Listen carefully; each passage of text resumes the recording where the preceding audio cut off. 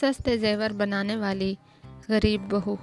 ایک گاؤں میں ایک سادہ اور محنتی لڑکی رادھا کی شادی ایک متوسط گھرانے میں ہوئی۔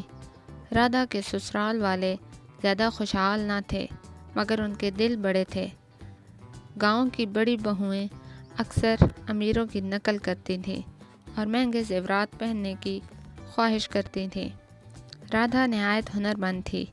اس کے والد زیور سازی کا کام کرتے تھے اور وہ بھی بچپن سے زیور بنانا سیکھ چکی تھی۔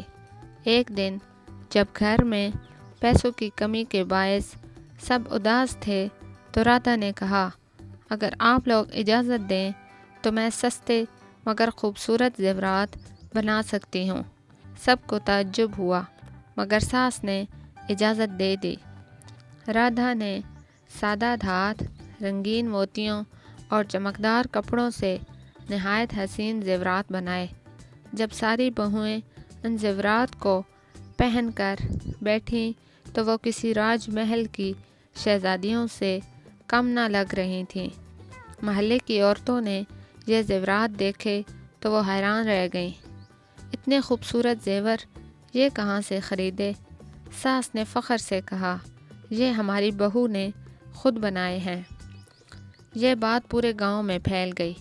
عورتیں رادھا سے زیورات خریدنے آنے لگیں۔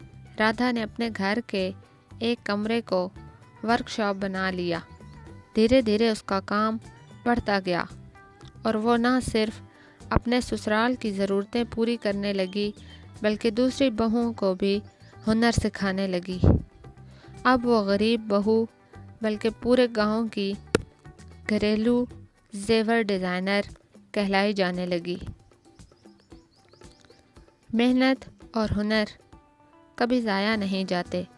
اگر عورت کو موقع دیا جائے تو وہ صرف گھر نہیں پورا زمانہ سنوار سکتی ہے۔ اگر ویڈیو پسند آئی ہو تو ہمارے چینل کو سبسکرائب کریں اور اسی طرح کی جادوئی، اخلاقی اور لوک کہانیاں دیکھنے اور سننے کے لیے بیل آئیکن دبائیں۔